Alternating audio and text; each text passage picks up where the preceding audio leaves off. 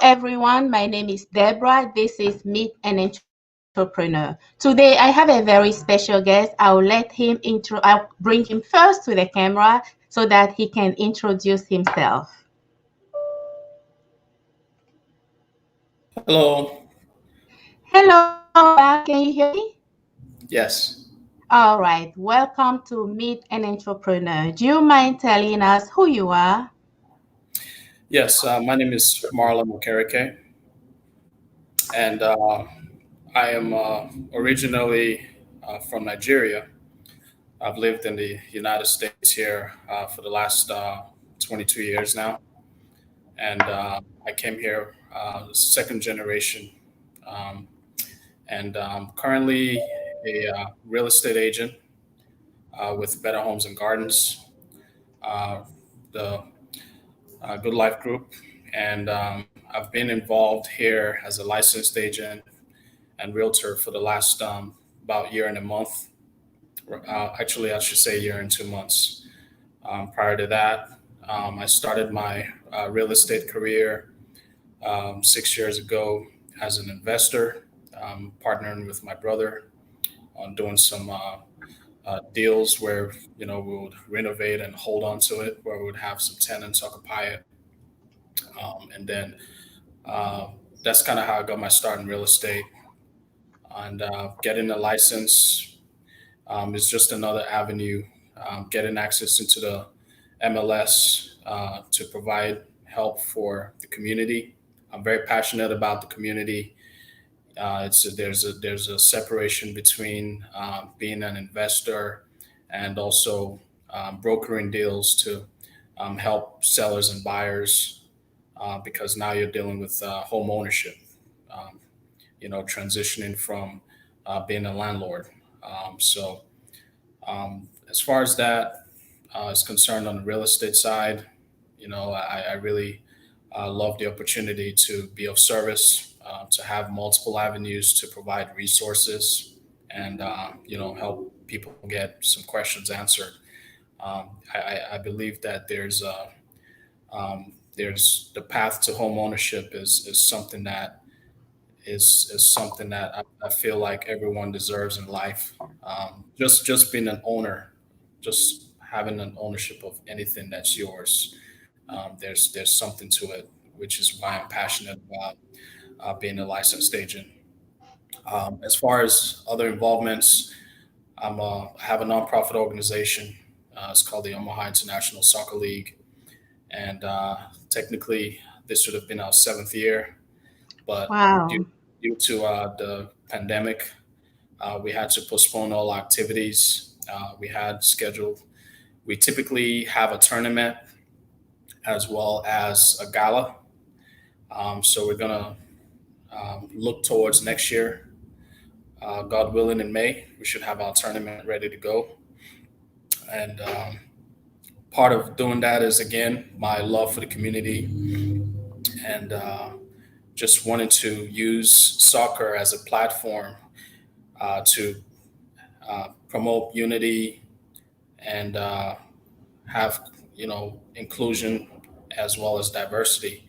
It's one thing that I feel will help really bring the gap closer because one thing I realize is with a lot of communities they tend to be secluded, but soccer has been a way to just bring them out. Just come out, show your culture, bring your families out.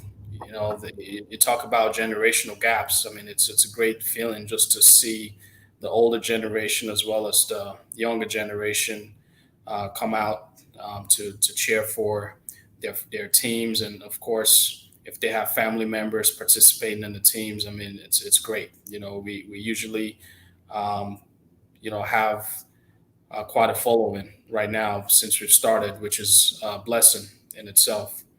And I'm just blessed to be in that position. I also am a coach, so I'm passionate about sports.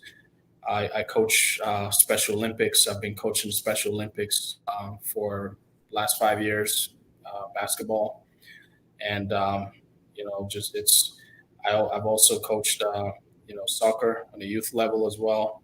So those are some of the things that I'm passionate about. There's a lot more to me, but it's one step at a time. A lot Right more than that. now, Oh because my some God. people don't know You this about are, me. I'm also an artist, so I'm working on developing comic books as well, utilizing that gift I have as being a sketch artist. So, in a nutshell, those are some of the things there. wow.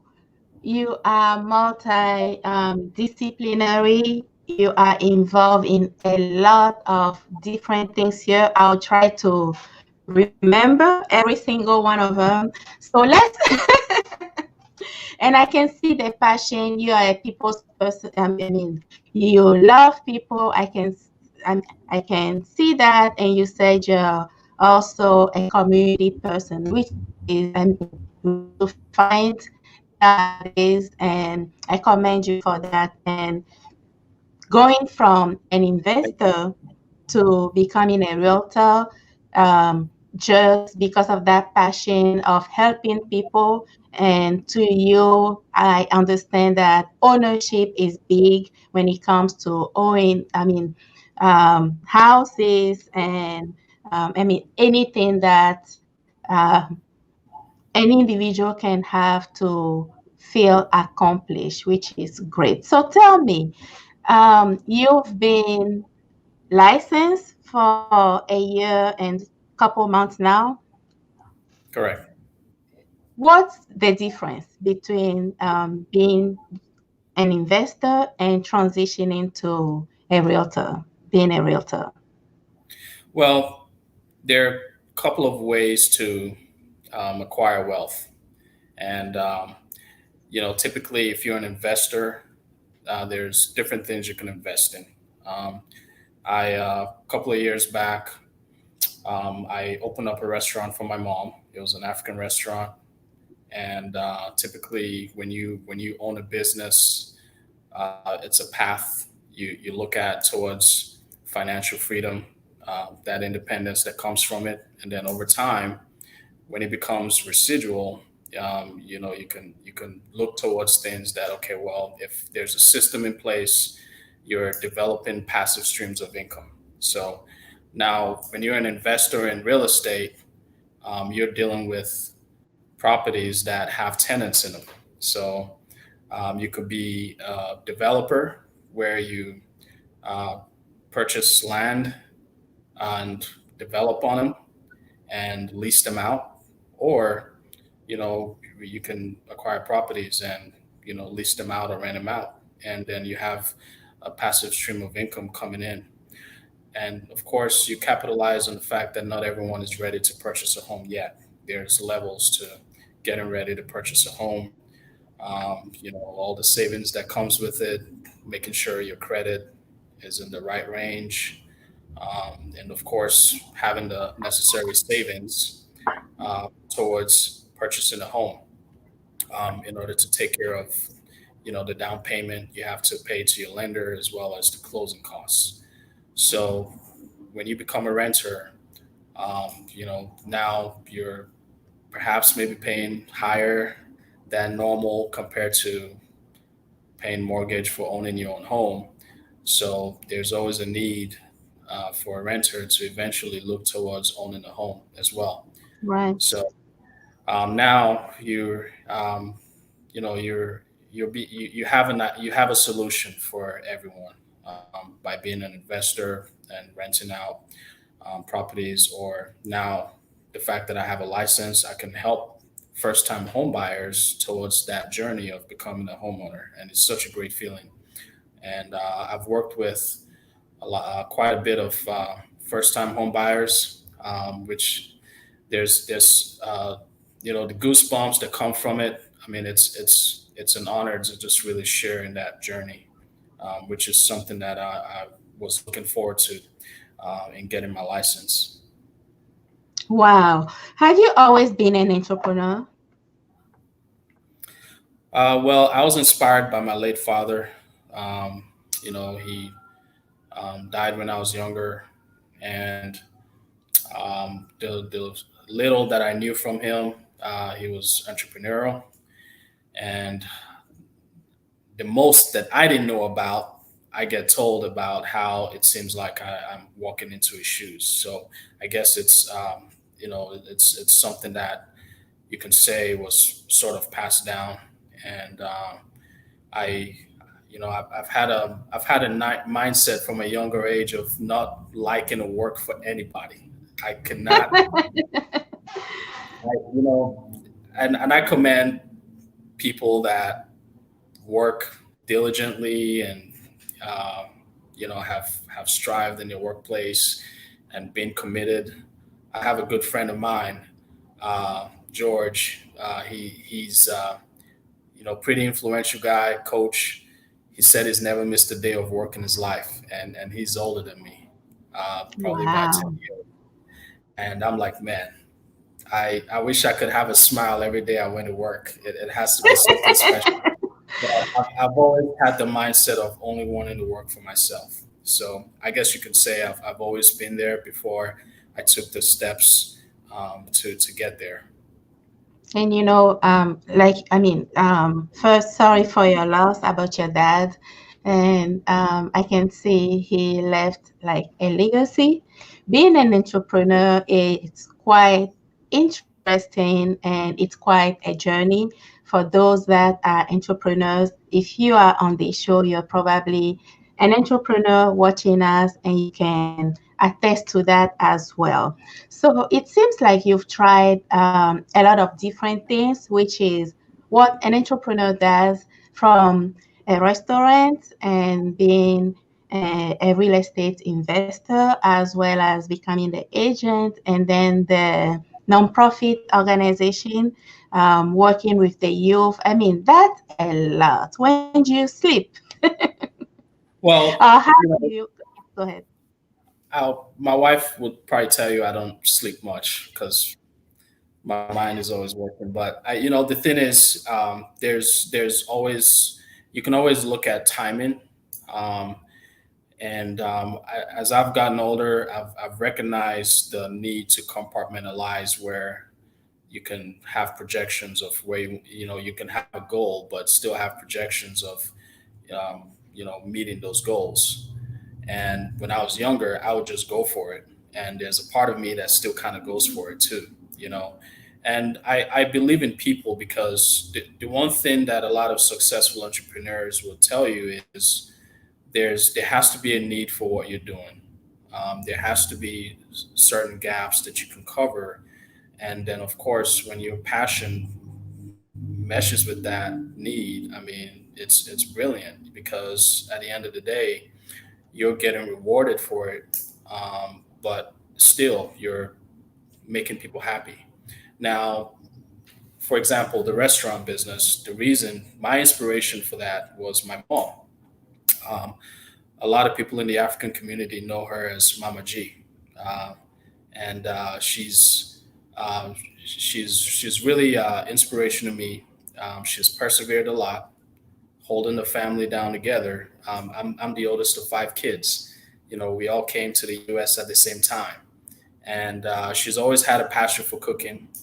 And part of my inspiration for establishing a restaurant was for her, because that way she can fulfill her passion and, of course, hopefully, persevere enough to make something from it. As you know, restaurant business is hard. It's a hard industry, and a lot of lenders are not actively crazy about funding restaurants.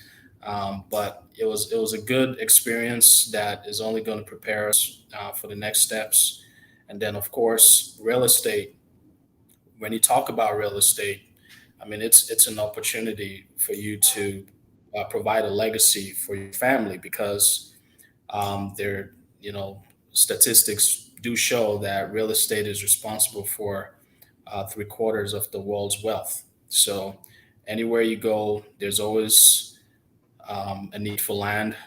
I mean, even right now with the pandemic, there's a need for houses.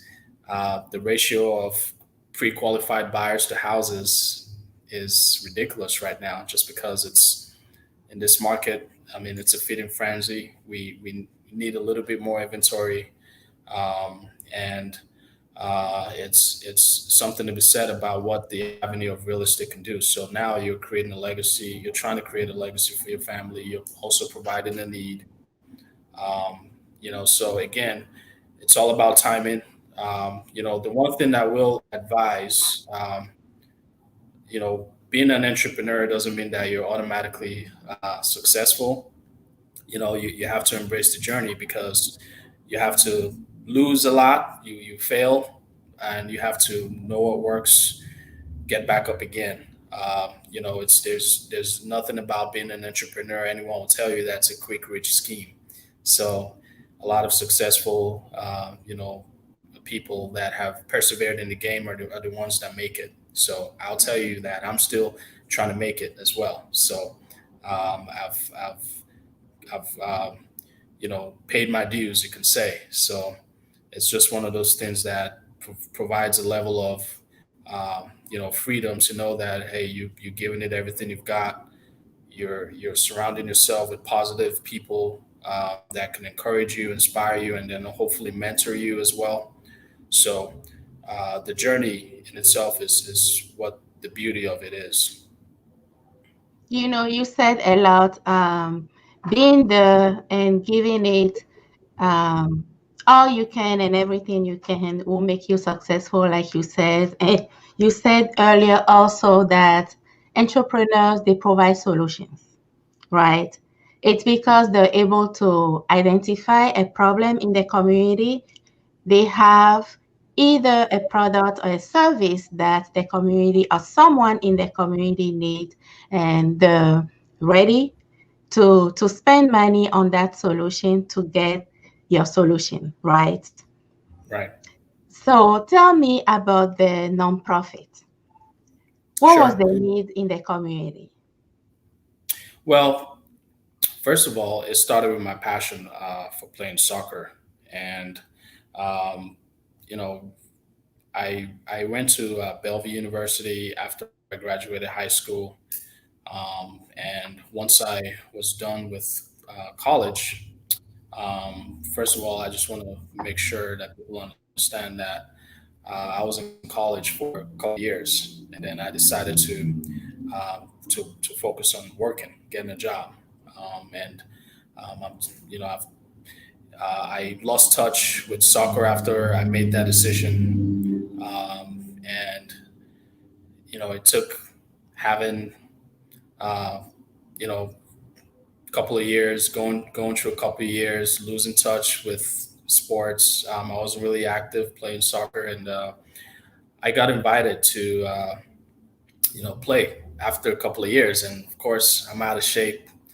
and I was like, the thing is, growing up in Africa, soccer is the number one sport, and we would have, anytime the Nigerian national team was our biggest inspiration. The players were what kids would want to emulate growing up, and have skills like them and personalities like them. So whenever the team does well, the morale of the country was well. When the teams go bad, you can tell the morale was bad. I think the biggest achievement was qualifying for the World Cup for the first time in '94, and then winning the Olympics in '96. Having a whole national day celebrating for the team, and you know, I mean, for you to have it shows when your country has a national day off, it's a big deal just because the team won. So coming to the U.S., I kind of lost that touch. I didn't quite watch as many games like the European games, which soccer is pretty famous in Europe and South America, so it wasn't as big here in the U.S. And then after a couple of years, you know, playing with a couple of communities, the Kenyan community, I'll get invited by them to play with them, and that's when I started to learn about how diverse Omaha was gradually, because I was surrounded with work, and then of course uh, started the restaurant business back in 2011, and it was around that time where I started becoming active in soccer because, um, the restaurant business really exposed me to the Togolese community because they were patrons of ours. So I learned that there was a Togolese Soccer Association established. They'll travel, then they'll play locally here. So I got invited to play with them a couple times. So as I now began to get exposed to a lot of how this communities, I was like, wow, okay, we have a Kenyan community, we have a Togolese community. Then I got invited by the Burkina Faso community, and I was like, man, this is something. And of course, I knew that we had a South Sudanese community. So from there, I got introduced to the Somalian community. So it was around that time I decided to set up this tournament because I think we could really be onto something great to just bring all these communities together and just play ball. And not only just play ball as individuals, now you're wearing the shirt of your national teams. Right. So so yeah, I mean, it's I when I it the Omaha International Soccer League didn't originally start as a nonprofit. So it took 2 years of doing it as a trial basis to now look into establishing a 501c3. So, um, and, from 4 teams, the first year we did it, we grew to 8 teams the second year. One year we had 12 teams. We have the capability of going up to 20 teams just because of a lot of interest we've seen. And of course, dealing with some of the challenges of finding good fields, um, building a team that was cohesive enough to help this organization grow. I mean, we're hoping to really break a lot of barriers in what we're doing because if we get to where we need to go, I feel like we could really change the world just because people are learning a lot about who we have here. And of course, from dealing with the African teams now, getting exposed to the Latino community, um, learning that. I mean, I could say that I was ignorant to an extent, but I was educated afterwards. And it's not because I was willingly ignorant, it's just because I didn't know what I didn't know. So you get to learn about how diverse we are. I mean, I used to uh, drive by South Omaha quite frequently, and for some reason assume that it was just Mexicans that lived in South Omaha. Then through this event, you learn that we have a Salvadorian community, you have a Honduran community, you have Chileans, you have Cubans. Um, I mean, the list goes on and on. We even have a few Brazilians here.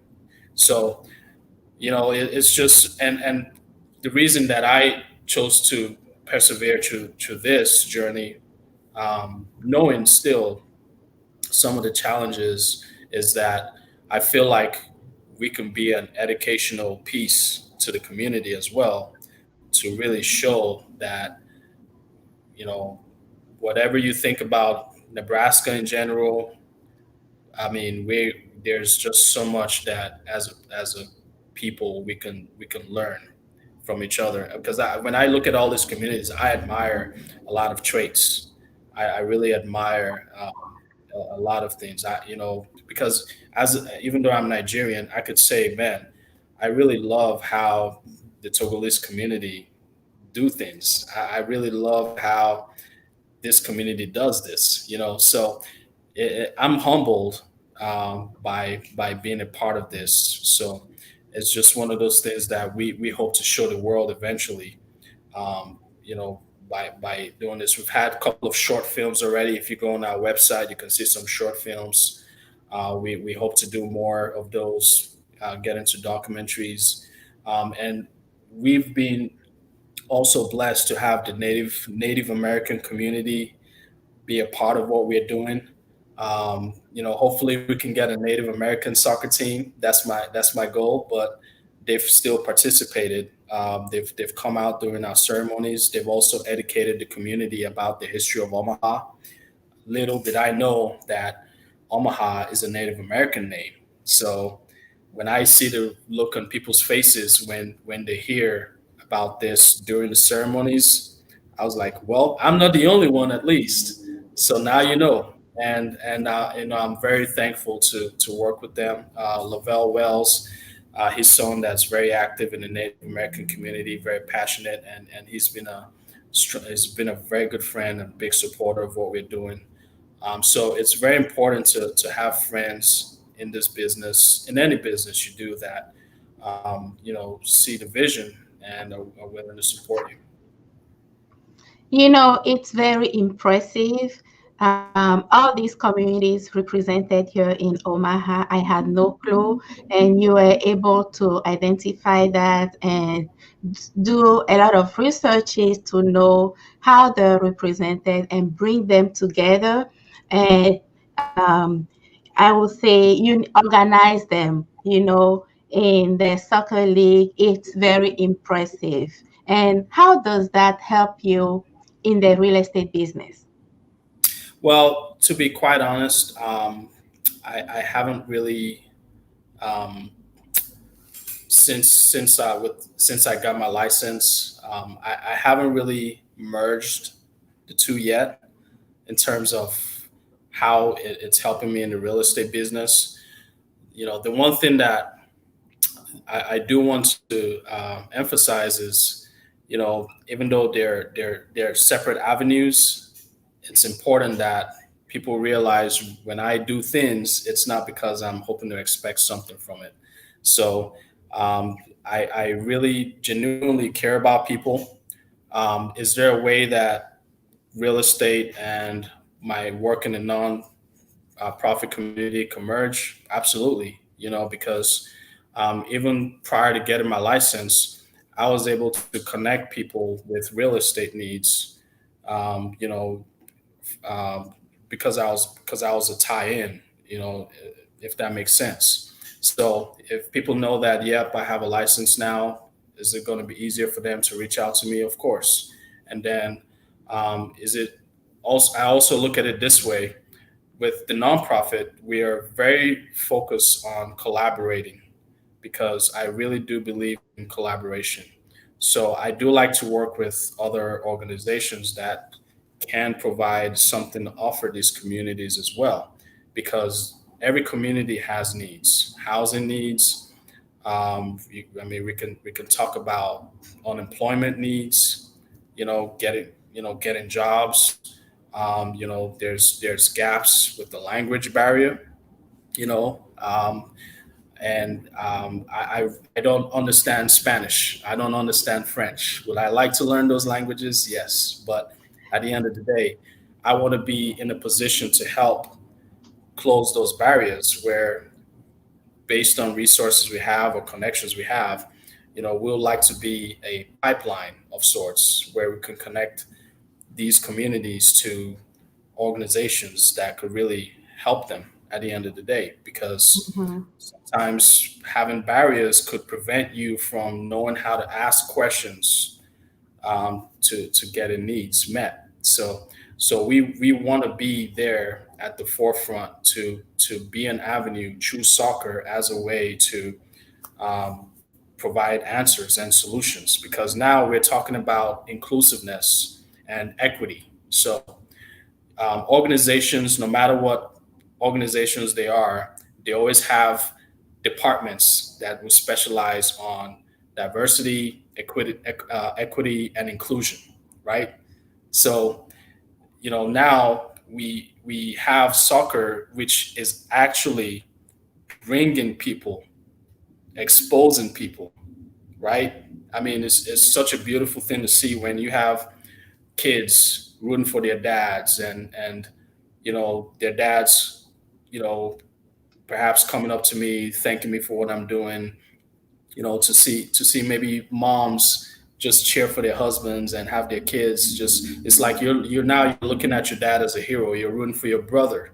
He's putting up a shirt that's representing Argentina or Mexico, right? Mhm. So you're not just now looking at the international stars. You're now focusing on your community, and then because they have that freedom through sportsmanship, you're seeing a team like the U.S. team shake hands with teams from other countries, and then now you're building friendships. You're building networks. That you're not even looking at a barrier anymore because the soccer ball is the one language that's bringing everybody together. So it's not for any type of gain, but it's really just it's sort of like a mission from God, if you will, where I'm just trying to be obedient to using that as an opportunity. So that's kind of how I would answer that question, if that makes sense. And I can just attest to that when you say all these communities that you mentioned, the Togolese, and I'm part of the Togolese and the Ghanaian community myself. So Togolese, Burkina Faso, and we just had a comment from John. He said, "Thank you for what you're doing to enhance our community." And we have Tama. She is, if I'm not mistaken, she is watching from Michigan. She said hi. And then she said, okay, this one is funny. Would he like a Nigeria versus everybody t-shirt? So a lot of people are watching, and I would like to give a shout out to them. Um, we have Kankuru. I'm sorry, your last name is Konipo, I believe. He's watching Donald. He's watching Flora, Michael, Olabije, and I mean, we have a lot more people watching. Thank you for watching. And coming back to what you said earlier, the ball itself, you said it's like the common language. You mentioned Kenya, Togo, Nigeria, Burkina Faso, Honduras, and native. I mean, a lot of communities, and bringing them together, knowing that they have this one passion. And we know how Africans especially feel about soccer.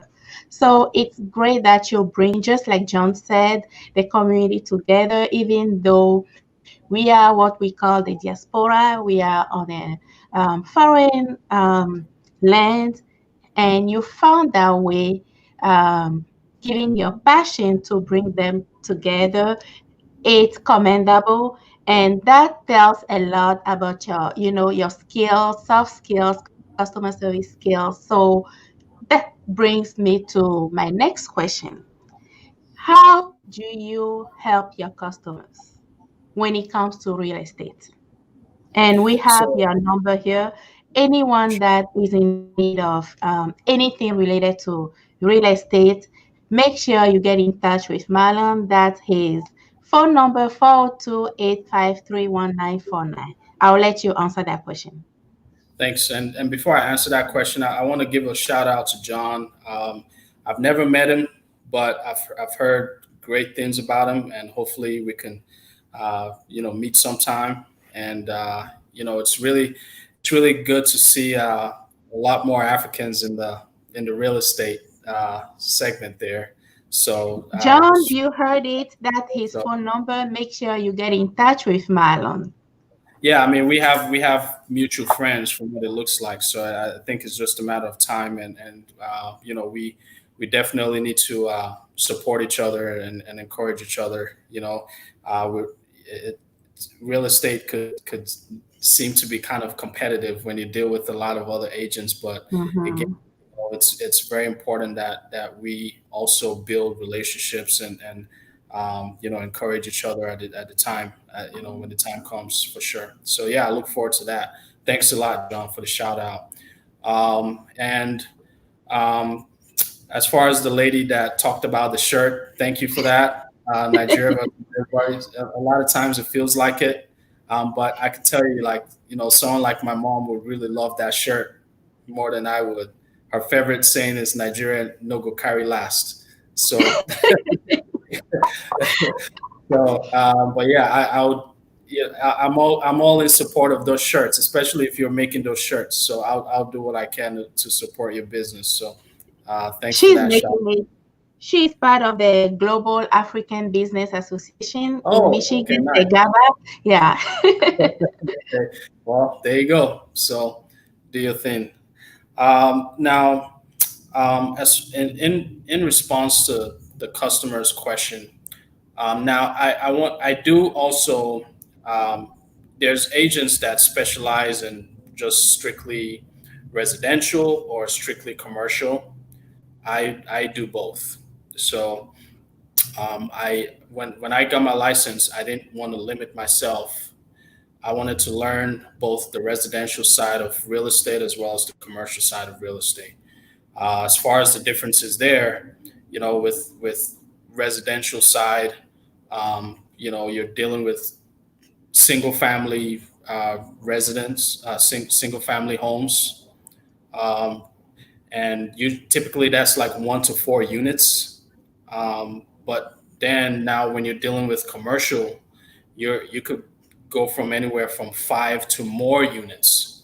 So now you're talking about apartments and um, you know uh, commercial plazas or development, right?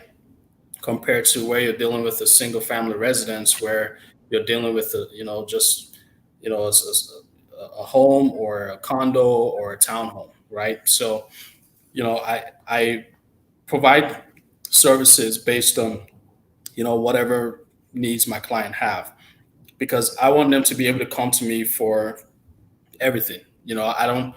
Um, I I don't want to refer them to work with somebody else, especially when I know that I could be that answer, right? And of course, it's not like I know everything, but I also would work with people that are smarter than me to provide answers for them. But typically, my first deal, see, when I got my license, was a commercial deal. So, Wow. and I have another commercial deal on the contract right now, that's dealing with development land. That's about 31 acres of land. So that's going to be built on. So again, it's one thing for me to that's how I like. I hope that answers your question. That's how I like to provide services. And then when I work with clients, you know, especially clients that are getting their first home, it could be very challenging. Sometimes they don't even want to take that first leap because they might have a myth about it, or they may not see themselves getting their first home. My approach is to always let them know that it's a journey. So there's going to be highs and lows, but it's very important to guard your heart, because when you go through the pre-approval process, and of course, that first 15, 20 minutes of talking to me, that might be the hardest things you have to do. But when you get there, then it's going to be, it's going to be rewarding at the end, no matter how long it takes, just because the lenders require paperwork for you to submit to get your pre-approval. Or they might tell you you're not ready yet, and then now you're dealing with the timeline to get ready. So it could be 3 months out, or 6 months out, or maybe a year out. So it's just one of those things to understand that, look, the process it takes for you to get there, it's all about looking at it from the perspective of it being a journey, that's going to provide its rewards as long as you are disciplined enough to, go through the process. So it's a process just like anything else. So I've gotten some feedback from clients I work with who appreciate the fact that I'm patient in working with them, and of course not uh, aggressive or pushy, because I mean I have clients that I have now that are 3 years out, for example, in getting their first home. Mm-hmm. So, um, my what I like to reward my clients with is a client appreciation program where I'm always going to stay in touch with them. I could send them anniversary gifts, or I like to let them know, remind them that, hey, I'm still here for you. You know, no matter how long it takes, Mm-hmm. because I like to build my business on a relationship level because at the end of the day, Right. if I do a good job for you, it's going to be easier for you to refer me to another one of your friends or circles that could use my Mm-hmm. services. So, um, that's pretty much my angle in terms of helping customers out. And I'm very glad you said that because, um, guys, if you've ever received any email from Marlon, you can see that at the bottom of his signature, it says, by the way, I'm never too busy for your referrals.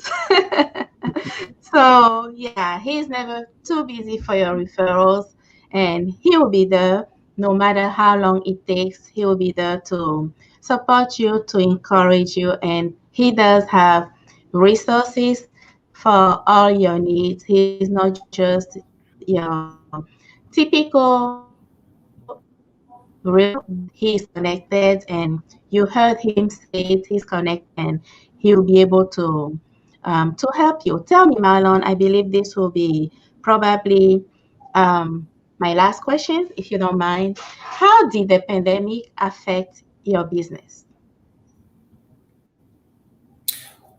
Well, as far as the pandemic, I mean, you can see it affected a lot of businesses. And of course, we can start from the fact that it affected people, first of all. We can't neglect the fact that people died, people lost loved ones over the pandemic. And my Mm-hmm. heart goes out to a lot of people that did lose someone over that. And of course, I know personally people that have been affected by it, but eventually they got cured from it too. So Mm-hmm. when you start from that angle, you now look at the business as something that's second nature, just because it's never good when people are dying or people are worried about it, and of course it's Mm-hmm. affecting employment as well. Now, Right.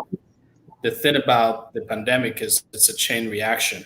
So before it even gets to me, it's affecting them, and then of course you need lenders to pre-approve people as well so that Mm-hmm. they can use your services, Right. right? Mm-hmm. So even with that said, lenders have made some adjustments to their lending methods. They recently Fannie Mae, and they just added a 0.5 percent interest rate. Just came out recently, Mm-hmm. um, in addition to loans. So you know it's one of those things where credit scores where like we're getting improved at a certain minimum range. Now they're higher than what they were. Mm-hmm. So now they are looking for certain things as far as your employment. And of course, people losing homes, I mean, I'm sorry, people losing employment, that's taking them a step back now, where they now have to sort of restart all over again. You know, Mm-hmm. so again, it does affect, um, it does affect real estate business. I mean, you're looking at commercial properties. Commercial properties are being affected right now. You look at hotels, for example. Mm-hmm. People that have Airbnb businesses, they're being Right. affected. You see, so Mm-hmm. people are not traveling as much. The airline industry is affected. Things Mm-hmm. leisurely people are doing to travel overseas, or just even within the country. You're seeing how that's affected. You're seeing some businesses even, um, you know, right now just struggling, dealing with bankruptcy. So again, the chain reaction, despite it all, you have to see some positives too, because Mm-hmm. you're seeing a low level of interest rates also for buyers. I mean, Mm-hmm. interest rates as low as 3%, the mid 3% compared to where they were before. So you still have to find a way to see opportunities despite whatever pandemic we're dealing with right now. Or I mean, this is not the first pandemic we've dealt with, but there's also things that are in place to really help. For example, the stimulus packages and that type of thing. But As far as my business personally, you know, I've been blessed still to see some growth in my business, Mm-hmm. in terms of certain closings and properties under contract that are still happening. But again, you know, it's just one of those things that I'm very thankful for, and you know, I see the positive in as well. I'm able to, I have a property right now under contract that I'm trying to close personally so that I could either sell or rent it out. I've seen some interest in people wanting to rent it already. Mm-hmm. So, you know, I always try to find positives and really be encouraging despite it all, and look for avenues, you know, where we as a people can take advantage of them still. You know, we have to know things that are affecting us as well. And Mm-hmm. like I'm hoping to eventually be involved in the city planning, just so that's going to provide some exposure and see what benefits there are for people in the community. So that's certain things that I'm working towards as well, because you know, there's still wealth. Believe it or not, are getting wealthier despite the pandemic. So if we have that perspective, we need to figure out, okay, what is it that they know that we don't know as well? You know, so how can we always be in a preparation mindset to be able to deal with adversity? You know, back in Right. 2008, uh, you know, when we had the crisis back then, I mean, there were still people that survived it. You know, Mm-hmm. there were still investors that weren't desperate to sell because they were afraid. They were able to hold on to their properties and still Mm-hmm. receive passive income from it. You know, so at the end of the day, you know, we have to be encouraging, and then we also still have to look at things in perspective as well. You know, so Right. that's just how I look at it. Wow, that's amazing, and that's a good advice to any entrepreneur in any field. And I can't wait for the event related to the Omaha International Soccer found. Is it a foundation or a nonprofit? It's a nonprofit, so A it's nonprofit. a Yeah, and you said probably next year, May. yes. Where last year we did it in May. We capitalized on Cinco de Mayo month, so Hmm. we want to keep doing it in May as well. Okay. And a lot of times the referees are available then because you don't really have a lot of college games or Right. Mm-hmm. Nebraska State soccer games. So we figured that May would be a good time to just keep continuing it that way. And I just want to add, as we're looking to grow, we're looking to add members to our organization that can help us grow, that are passionate about soccer and see a way to help us grow, because we're always looking for good people, you know, to help us out. So Well, thank you so much for being on the show. Thank you for all this nugget that you dropped. And if you just connected, I will really encourage you to go back and watch this interview. You'll learn from it a lot. And thank you, like John said, thank you for everything that you're doing in the community to bring us together. I know diversity and inclusion is very important to you, and you exemplify it, and that's amazing. Once again, it was a privilege to have you on the show. And thank you for everyone that connected and joined us tonight.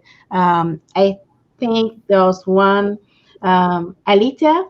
Shout out to you. Thank you so much. I'm looking this way because I have my my phone here. So I'm trying to see if there is a comment or anyone that just joined so that I can give them a shout out. So Alita, shout out to you, and everybody else have an excellent weekend. Bye bye. thank you. Thank you for watching. Thanks for having me again, and appreciate all you do, Deborah, for the community, and you know, remain blessed. And again, thank you again for having me on the show. My pleasure.